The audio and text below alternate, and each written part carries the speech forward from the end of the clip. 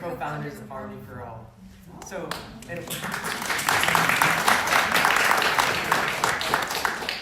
order to get at what Harmony for All is about, you have to go all the way back to when Bianca and I were in elementary school. And so, for just perspective, that's quite a long time now. And so, me and Bianca started playing when we were in second and third grade, respectively, and we started on a very simple instrument, the recorder. And some of you may know it. And we found a passion just like that. And so that took us to many different stages. And at very early years in our playing, we got to play at many stages like Carnegie Hall, and overall it was an amazing experience. But the unfortunate part is a lot of New York City public schools do not have that funding for music programs anymore. And so there's no recorders being handed out, no passion is sparked in any students that share our shoes that we shared 5 years ago. And it's quite sad. And so Dr. can talk a little more about Yes.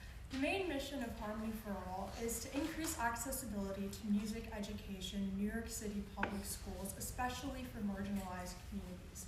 We do so by offering several services, as mentioned before. So we have free instrument rentals and repairs, as well as an ongoing instrument donation drive where old instruments can be sent to us and we can repair them and give them back to a community that needs them.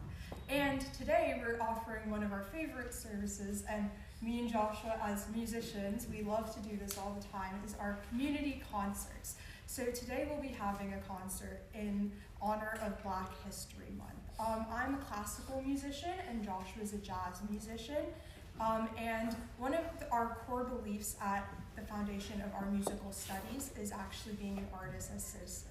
And part of that is bringing up the voices of those who have been unheard for a long time in these communities. In the classical community, for example, we do not see a lot of African American composers in the canon, but that does not mean that they weren't there. Their voices have been silenced for a long time, so we would like to highlight that in our music today and show you. So I'll begin.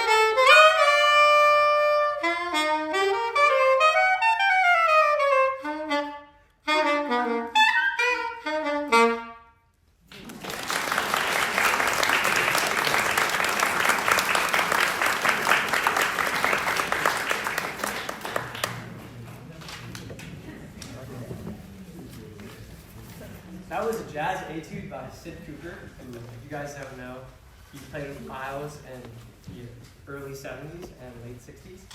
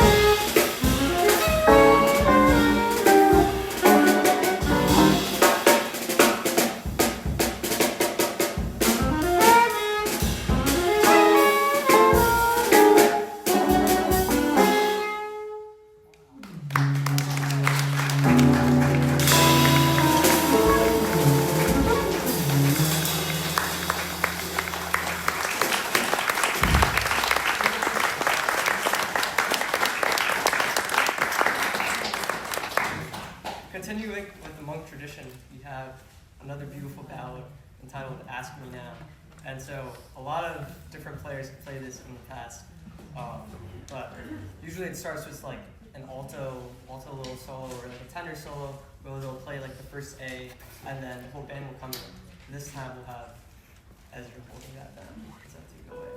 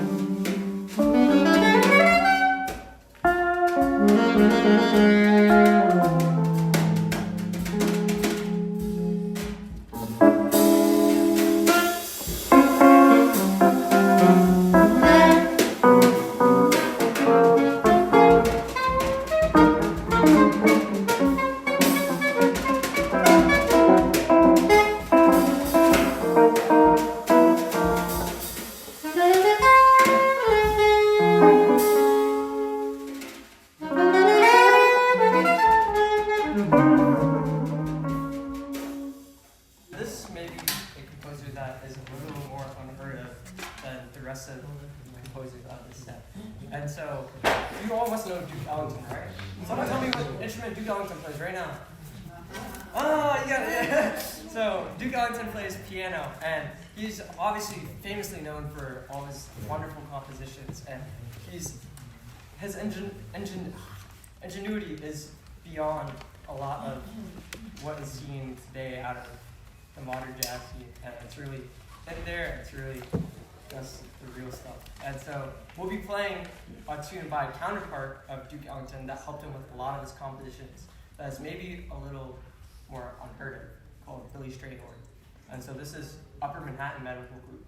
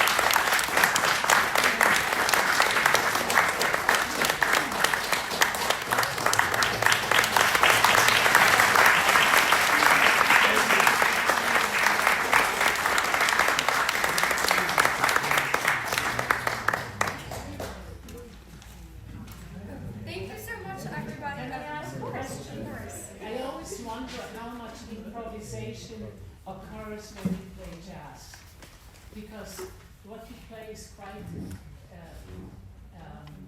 difficult, and it looks like you have a very small sheet of music. Just that. Just that. I mean, I kind of have it. So I believe that you have chords and things and whatever you do in between. Can you explain that to us? You want to explain a little, Ezra? It's all improvisation. So this is like It's called like a. It's like a blue. It's a blueprint. Yeah, You know? so you have your, It's your like a- chords. It's a framework. Yeah. It's like a frame, and you pour your improvisational clay into the frame, and then you have beautiful sculpture of our performance.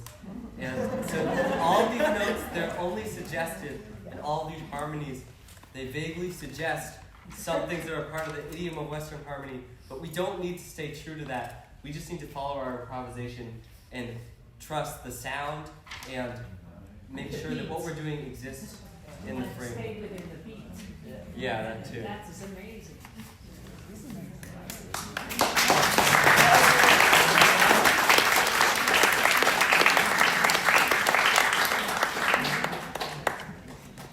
Thank you so much, everybody, for coming, and thank you to Friends of Maple Grove and Maple Grove Cemetery for letting us use this space. You too, great job.